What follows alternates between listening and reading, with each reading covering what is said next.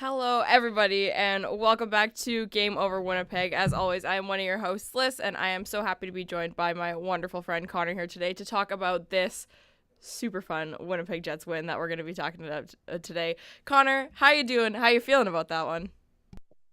I said to you before we got on, the first period was a little shaky, but there was definitely no shortage of storylines from the second period on. So I'm excited. First time. Thanks for having me back on Game Over this season. I was on last season, but yeah, excited to be back. Yeah, we had Connor on last year for some random game in the middle of the fall, and we had him on for the playoffs. It was a great time. But you've had a couple developments in your life since then in the hockey world. You got a couple new jobs, couple new gigs. You're everywhere. Tell everybody what you've been up to.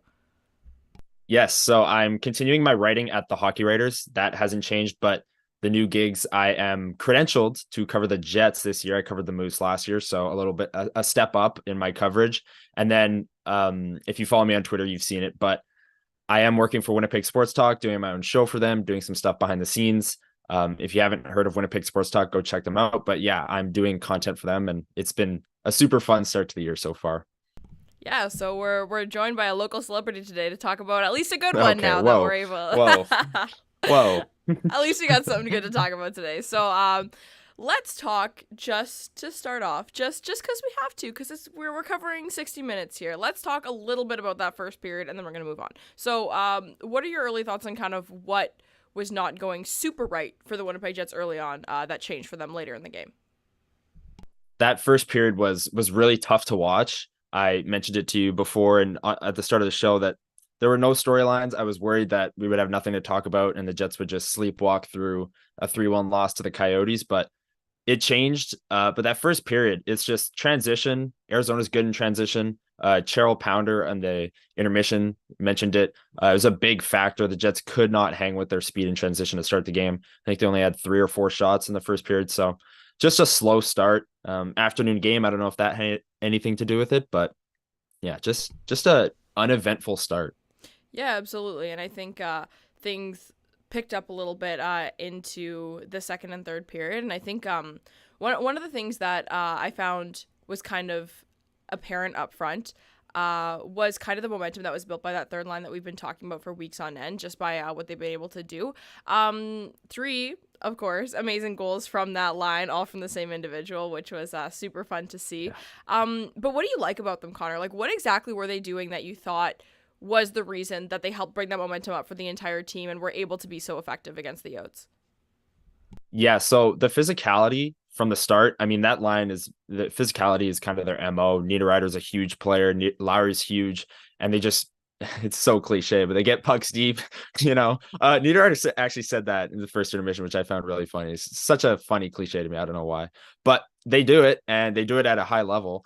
And Mason Appleton, I said last week's kind of going under the radar on that line. Like Lowry's had offensive flashes a little bit last year. He had the massive goal drought, but he was on and off. Niederreiter's the most consistent goal scorer in the league, or one of 20 goals every year from him. But Appleton having 8 points to start the year here is just totally, I did not see that coming. And from the start of the game, they brought the energy. The other lines weren't. I tweeted at the end of the first, play that line more because they're the only ones really bringing the energy, and it carried through. And they got the production followed, to say the least. 100%. And I actually, it's so funny. Some of the notes that I take during the games are just incomprehensible, and I'm so glad it's only I that has to look at them. But one of the things that I wrote down, I need to find word for word. Mason Appleton hater era may be over, is what I wrote, because I've been kind of hard on this player for a long time, as have a lot of people. And part of it was really, not his fault. There have been a couple situations where it's,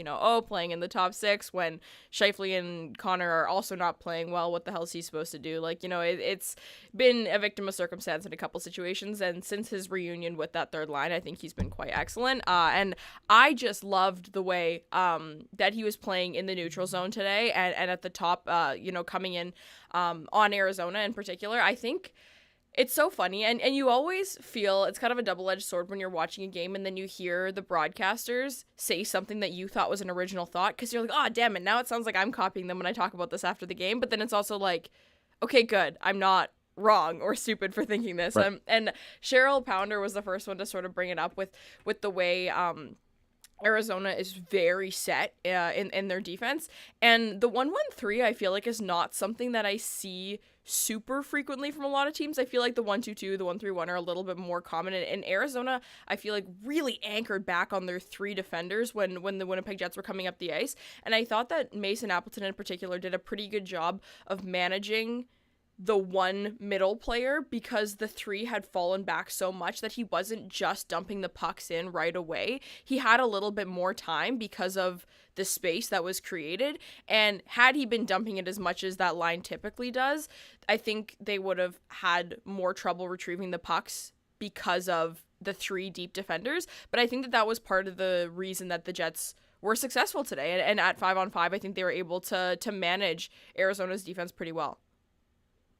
Yeah, I totally agree with what you're saying. That's way more than I knew about like neutral zone coverages and all that. So great work. That I learned something right there. So but yeah, go ahead. Yeah, no, I was gonna say, I just think it's so funny. Like, I remember there was one particular game last year against the Washington Capitals that I was one of my first ever solo shows, and I was so nervous. And Washington was playing this 1-3-1 defense that I genuinely thought that it was like I was at like a clinic or something learning what a defensive system was, because they were so rigid and set in it. I was like, oh, thank God I have something to talk about, because they were very like blatant with that sort of stuff. And now I sort of try and watch for it, because it's always like a nice thing to hang back on. But I think that that was one thing that the Jets managed to do pretty well today. And there was one Nikolai Ehlers, the I want to say the Sean Jersey penalty, where it was the same sort of thing where Nikolai Ehlers was coming up with so much speed because there was only one defender per like line, quote unquote, to get through. And I thought that his ability to break through the neutral ice with speed was really beneficial today. And I think that it was part of the reason that second line looked better to me than they did last game. What did you think about that second line with Ehlers, Perfetti, and Nemestikov? Yeah, I think Ehlers, especially, he's been slow out of the gate. I mean, he missed preseason. That's kind of expected. But Perfetti and Nemestikov have been consistent so far this year. But when Ehlers is going and he's getting going, he's getting back to the Ehlers we know, that line is going to get a lot better. They're going to score a lot more goals. They're going to generate a lot of chances. And this game was no different. That play that you mentioned on Jersey, he chips the puck and goes to go around him. Jersey hits him 2 seconds after the puck is gone, draws a penalty. And then on the power play, where I think Nikolai Ehlers was his best today, that second unit was out. It was incredible. And that pass to Nino Niederreiter for Niederreiter's second goal of the game was really nice from Ehlers. There was the one power play early in the game that the first line or the first unit was out there for a minute, and then the second unit came out for a minute, and it was just two completely different like momentum swings, because the first unit doing nothing, couldn't really get set up. Then the second unit comes out and Ehlers from the left wall is just making things happen. I think you'll see that second unit start power plays more often in the future. And I think that second line, like you said, was better at 5-on-5. And it's because Nikolai Ehlers is slowly getting back to the player that we know he is. Yeah, 100%. Let's talk a little bit about those power plays too, and I think we'll talk about them, kind of beat around the bush just a little bit, and then we can talk about Nino Niederreiter, because I really do want to talk about it today. But the power play was something that, and special teams in general, there was that one penalty. I want to say it was the Lawson Krause goal that he scored with like, I don't know, 2 seconds left or whatever on the power play for the Yotes. I thought that they had a nice penalty kill on that one. Like, there were a couple things. Neil Pionk, I thought, was quite excellent. Like, there were a couple players that I just really liked the way they managed that penalty kill, and then it's like, oh, I'll throw it out the window because you give up a goal in the last couple seconds. But I thought in general their special teams looked better today, and that's, I don't want to say they looked good, because the power play, better could still mean bad because of how terrible it's been, but I think it looked better. Even the first unit, there were some moments for them. Well, what did you think? Yeah, the penalty kill and the power play has been a real, like, the power play has been so bad up until this point. Well, they're starting to get a little bit better. They're still not great, but it's been so bad and such a storyline that the penalty kill has kind of flown under the radar as being bad as well. Like, the penalty kill is bottom 5 in the league going into the Vegas game on Thursday. And then, yeah, they get scored on. I did like that kill where Lawson Krause scored, like you said. There were a lot of things to like about the penalty kill. But some of it is, Hellebuck is leaking some rebounds right now. That's bound to change. He doesn't usually give up as many. That Lawson Krause one was a seam pass, and then it goes off his pad right into the slot. Nate Schmidt almost clears it, but can't. But like you said, I liked a lot of the penalty killing in this game, and the power play looked a little bit better. Like the Jets have been a great team at 5-on-5. I've been saying this whole time. The stats back it up. They've been a great team through 10, 11 games at 5-on-5. And if they can keep that going and slowly bring along the power play and penalty kill, you're going to see them start racking up wins, especially against teams like Arizona. They get St. Louis on Tuesday and then Nashville on Thursday. Those are teams that if you outplay them 5-on-5 and special teams is a draw and you have Connor Hrabchak in net, you should win. And the special teams units are slowly coming along. It is Arizona. Arizona's had a good start, but their penalty kill was also like bottom 5. So I want to see the Jets do it against a good team with the man advantage and on the penalty kill. Yeah, 100%. I think you make a really good point about that, because that's actually one thing that I was talking a little bit about last game with Nick, where we jump on and, you really want to talk about the game and pretend you have this big holistic perspective and all those kinds of things. And it's the outliers that are making and breaking these games for the Winnipeg Jets. It is those special teams and then some of those just crazy decisions they make every now and then. Case in point is that one Mark Scheifele pass that he made from his own goal line right onto the tape of whoever it was that scored, right? Where it's like, it just seems to erase all of the other good things that are going on, and the small, minute details that are, decent or okay are just so overshadowed by isolated plays. So I think if you can trim down those outliers a little bit, like you said, it's really going to show that they're playing pretty good hockey at 5-on-5. It's not like it's anything like crazy exciting. Like, we want to talk about the goals and the big hits and all those kinds of things. They're playing good, just like at a very solid level. So I think that's the sort of thing that, like you said it perfectly, against teams like Arizona, it helps win the games when they don't have those outliers that are taking advantage of yours. And as the Jets fix their penalty kill and power play, because I'm sure they will, and I know you probably think so too. I don't think we're going to be seeing them going 1 for 20 or whatever it is for the rest of the season on those things. So I feel pretty good about this hockey team. And I think one thing that changed a little bit of how they played at 5-on-5 and special teams to me today was how their second pairing was playing. Talk a little bit about what we saw from noted sniper Brendan Dillon today, and his defense partner Neil Pionk, who had a sneaky good game. While you talk about this, I'm gonna pull up hockey stat cards. I don't know if it's come out from the game yet, but I really want to see if I'm onto something here.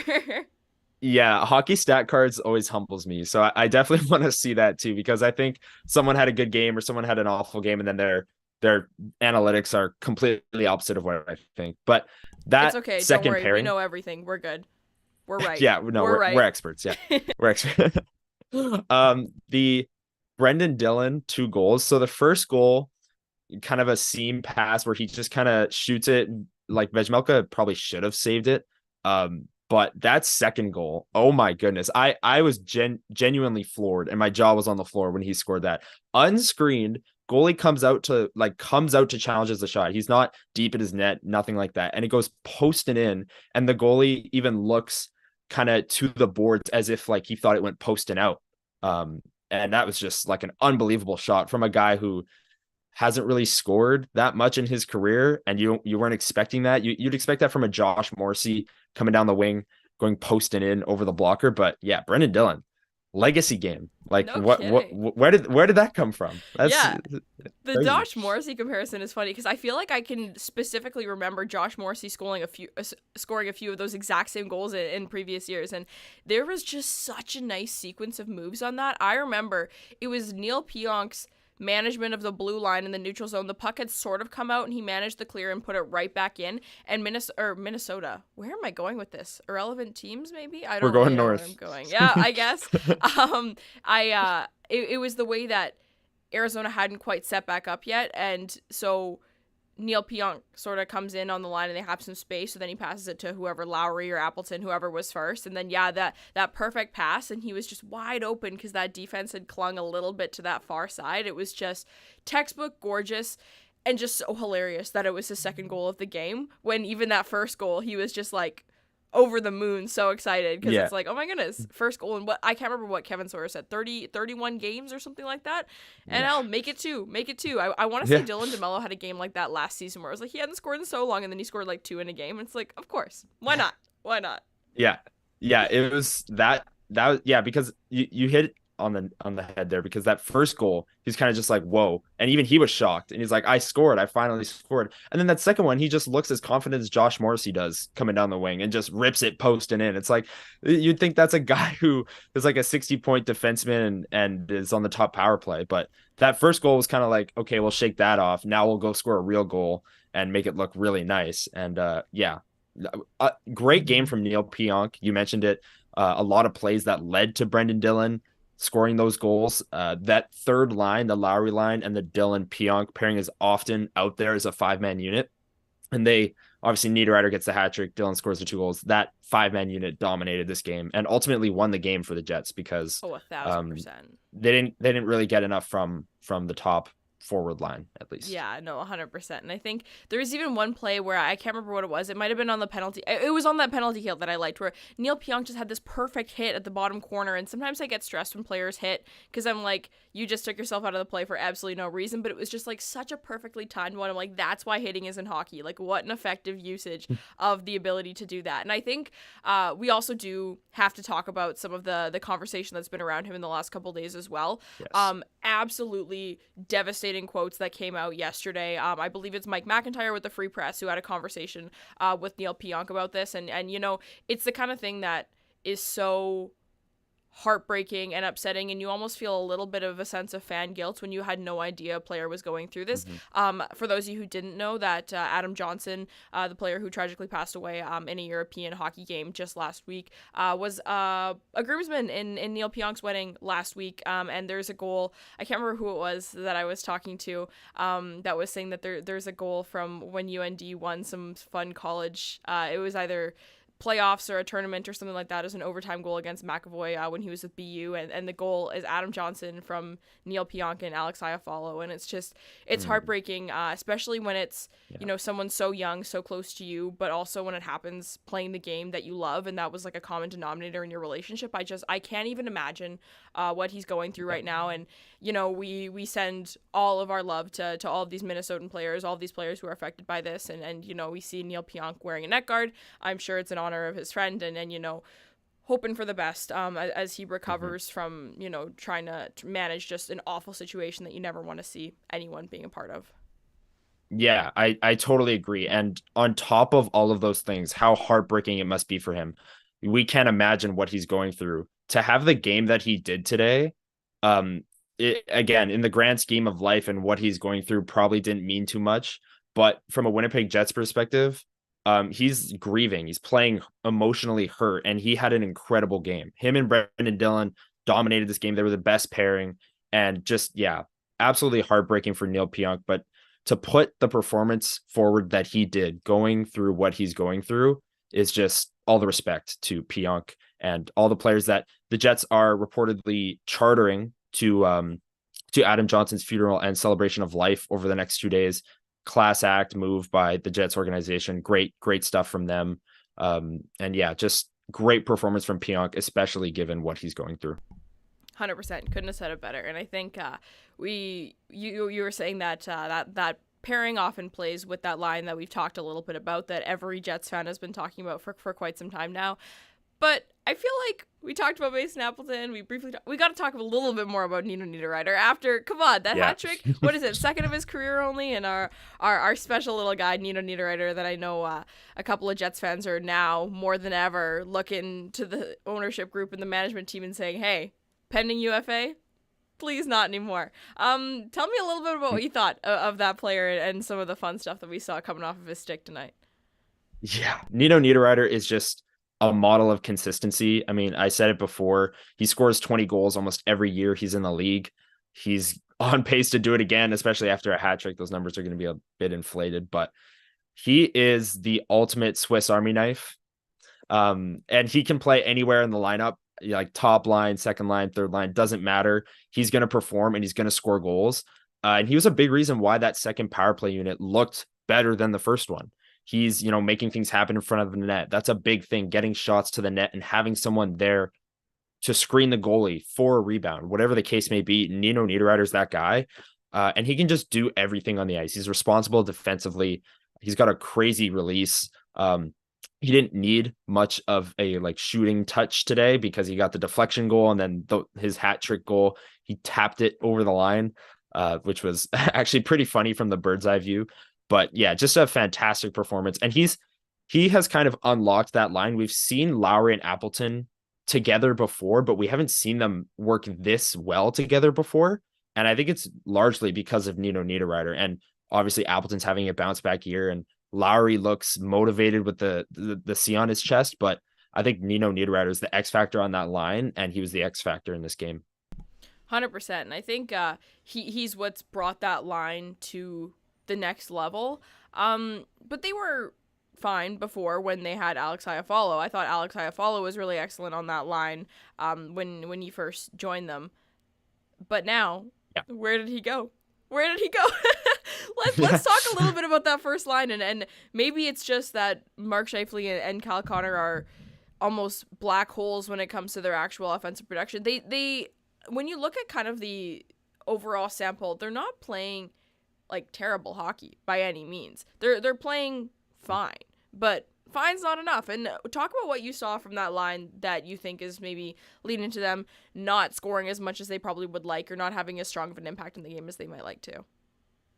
Yeah, that first goal from Arizona, I mean, there was a big debate on some tweets that whose fault it was, because Scheifele was the one that was closest on that 2-on-1. But if you really watch the play from behind, Kyle Connor's the high forward, and he really should be the one that's in Scheifele's position and making that play and covering for the defenseman.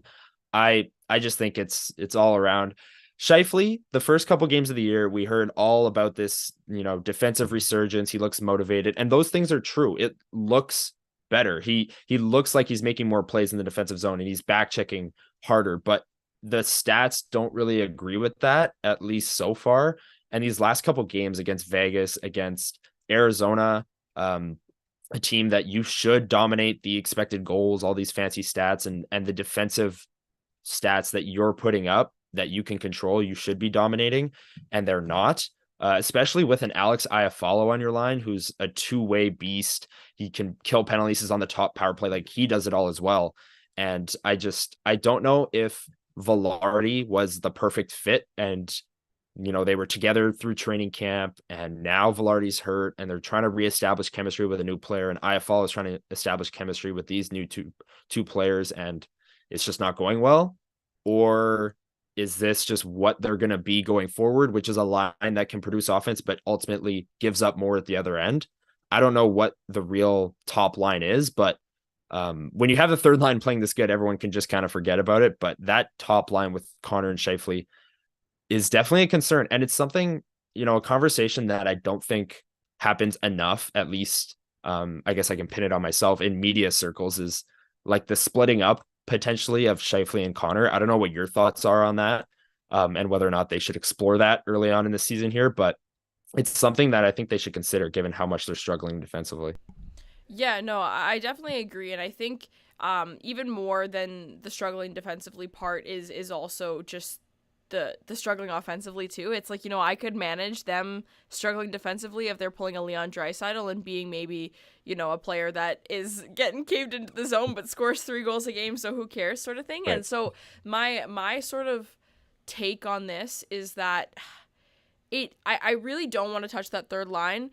Firstly, because they are playing so excellently right now, but secondly, because I don't believe moving any of those players up or promoting them is going to be what fixes that top 6 or that top line in particular. So I don't think it would help more than it would hurt by any means at all.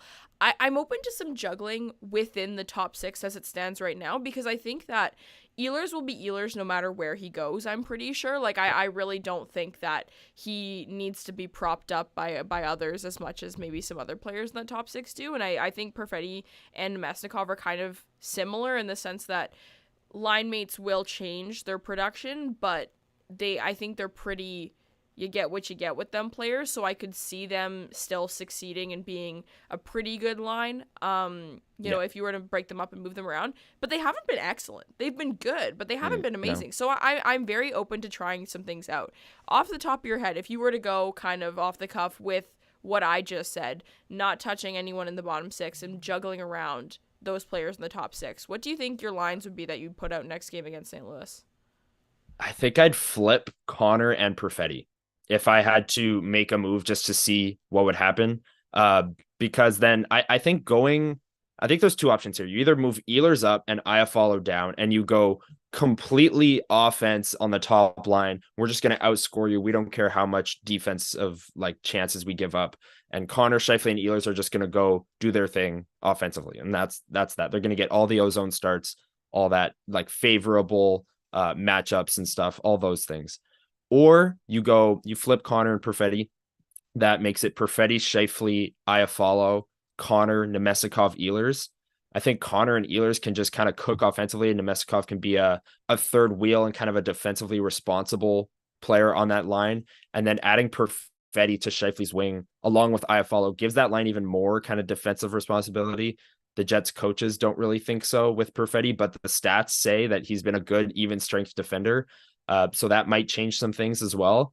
And Scheifele and Perfetti, they're both like hockey nerds. You see those videos all the time of them talking hockey in practice or whatever, and all those things. But I don't know if they work stylistically, but I think it'd be worth a look. And it's something that it's so early in the season, and that line is giving up so much defensively that it won't really hurt you in the short term. Now they do have a 5-game homestand coming up, so maybe they finish this road trip with the current lines, like barring injury, of course. And then to start the homestand, they give a new look if they're struggling, if they lose to St. Louis, or something along those lines. But I think going Perfetti, Scheifele, Iafallo, Connor, Nemestikov, Ehlers might be a different look, and it might balance out the top 6 even more. Yeah, no, I think it'll be interesting to see if they make any tweaks on that end or on other ends as well. It brings me into a second point here that I'm going to move into, where Dylan Samberg had 15 minutes of ice time tonight. And where is our other friend here? Nate Schmidt had 17 minutes. So not anything like terribly crazy or anything like that. But all that's to say, I thought Josh Morrissey looked pretty good tonight. And we already talked a lot about that second pairing. And I don't think that Dylan Samberg and Nate Schmidt were anything to write home about tonight. And that's a good thing for Nate Schmidt because he's had some rough looks in the last couple of games. Do you think there's a chance that Declan Chisholm comes in to try and, shake some things up in that bottom part of the defense core anytime soon? I don't think so. I think especially if Nate Schmidt keeps playing the way he did today, where it was a quiet game from him. You didn't see any big turnovers like the Scheifele one, for example. Nothing that really stood out. And it's turnovers that would force his way out of the lineup.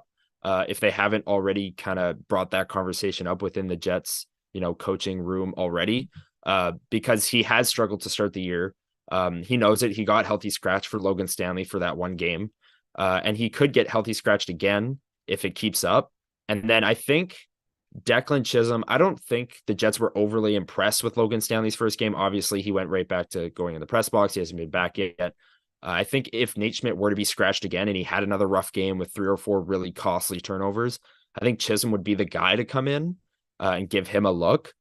I'd like to see it just to see, like Declan Chisholm, he obviously earned a spot over Kyle Capobianco. So it's a matter of let's see what we've got here from a guy who was an AHL All-Star last year, came into training camp and won a spot, all those things. And it's a conversation that I think has been quieted for now. There was a stretch there, the first 4 or 5 games where it was a big conversation. Then he got scratched and it was in full flight, that conversation. But I think for now, his spot is safe.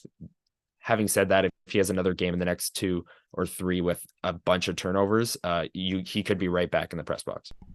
Yeah, I agree with you. I think it's really important to sort of look at how early the Jets are in the season and understand that, if there are certain things that you're worried about, like an underlying nagging, numb, dull pain, you can address it now and it's not going to hurt you as much in the long run. So it'll be interesting to see if they do anything there. So before we jump into questions, so for those of you who are listening live in the chat, thank you so much for being here. We appreciate you taking the time out of your, I guess it's into the evening now. My days get all screwed up when there are matinees. It just feels so strange. Yeah. But we're gonna jump into some questions right away. So keep those, throw them into the chat, and we're gonna talk about a couple of things that you guys also want to talk about. Before we do that, just kind of to generally wrap things up. In particular, Connor, what did you see tonight that you really want to make sure the Jets bring into next game to come home with another win? Brandon Dillon being the leading defensive scorer. No, I'm kidding. But that third line, I think they've been the best line. I saw people joking that they're the top line. You could honestly argue it at this point, not in terms of deployment, but in terms of production and how they're playing. You could definitely make that argument that they're the best forward line. And just keeping that rolling, I would, if there was one thing I'd like to see more against St. Louis and Nashville, these next two games coming up, is more of the fourth line. I don't know if it was just they weren't playing as much or I didn't notice them as much in this game. Morgan Barron had a few nice plays. But I swear in the first period, I just didn't really see Rasmus Kapari or David Gustafsson much at all. And we've talked about the depth. I think that line has been pretty good actually. And Kapari's gotten some pretty good chances to start the year. And Morgan Barron, does he take the leap from last year? He took a semi leap last year. Does he improve off of that? So I just like to see the fourth line kind of get more minutes and have the Jets kind of flex their depth even more. And that means less, defensive turnovers, opportunities from the top line. Obviously, you still give them the favorable matchups, the top line, you give them the ozone starts and all the things that they're going to excel in.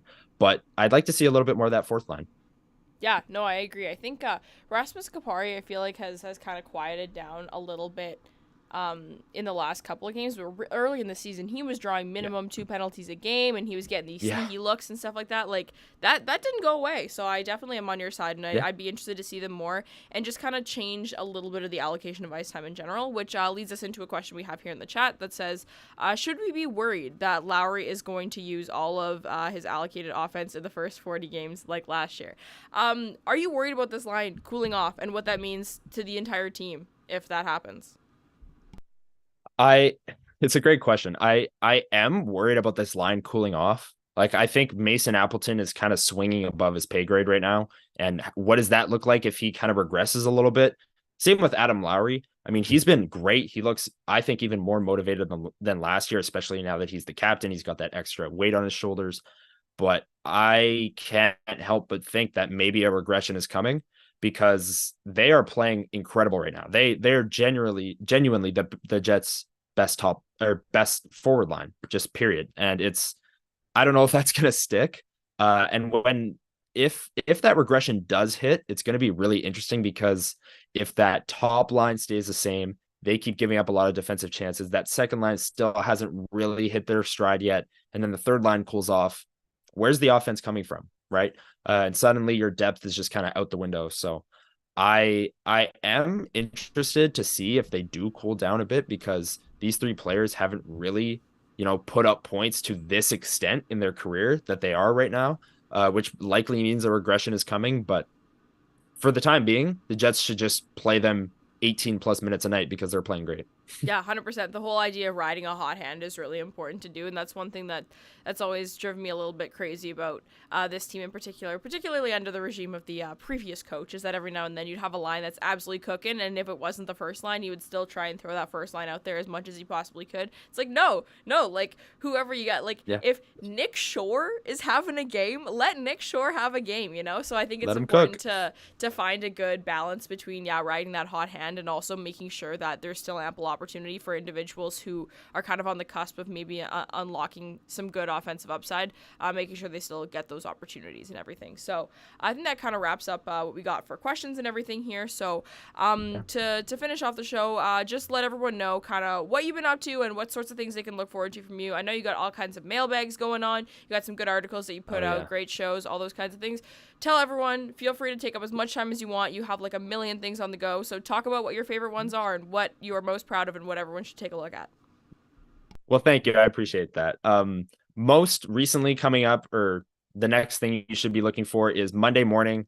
Every Monday morning going forward, I'm going to be releasing my show, Winnipeg Jets Weekly, on the Winnipeg Sports Talk YouTube channel. So stay on the lookout for that. It's been a blast. I've only done it once, but I can't wait to do it again. Going to be recording it tomorrow, posting it Monday. And then articles. I mean, I'm trying to write more. I've got my school reading week this week, so trying to write a lot of articles, especially with, the Jets playing a lot of games. They've got a 5-game homestand coming up. There's a lot of content to be written and produced with shows. So those are kind of the two things I'm mainly pouring all my resources into right now. So definitely check me out, Winnipeg Sports Talk YouTube channel and the Hockey Writers, and on Twitter, Connor Hrabchak 1. Awesome. Well, thank you so much for joining me today, Connor. I know that this matinee was an exciting one for you because you were like, heck yeah, I know you're always at those games when they're in person and you got all these things on the go. So it was wonderful that we were able to have you today. Brady had Connor's podcast co-host Brian on earlier this year. We'll have Elliot on sometime here from Level Flight, one of Connor's shows, and we'll be connecting with all kinds of the same people. Right. This Winnipeg circle, it's really not that big. How did I forget my podcast? What a joke. If Brian is watching or Elliot is watching, they're going to be so mad at me. But yes, the Level Flight podcast as well. We record weekly. We released an episode 2 days ago. I don't know how I forgot about it, but you have that many things going on. You have that many things. Also, before we sign off, Max in the chat says someone less lazy than me should look up on ice shooting percentage for the third line. I will just say Mason Appleton is rocking a 20% shooting percentage right now. So just do with that information what you it's been a fun one. Brady will be back with you guys on when is the St. Louis game? On Tuesday, I believe. I'm going to the Shania Twain concert, so I will not be here, but Brady will be. So, and then I'll be back with you all on Thursday, and we'll keep going, having some fun with this hockey team for the rest of the season. So thank you so much, everyone who's here live in the chat. We appreciate you being here. If you're listening back later tonight or tomorrow, thank you so much for being here as well. Make sure you stick around for all Winnipeg Jets games. You can get your post-game coverage here. And if you're ever interested in any of the other Canadian teams, we also got streams for you on here too. So same YouTube channel. You can always find us here after every single game. So Connor, thank you so much. We'll see you on Tuesday. Take care, everybody. Game!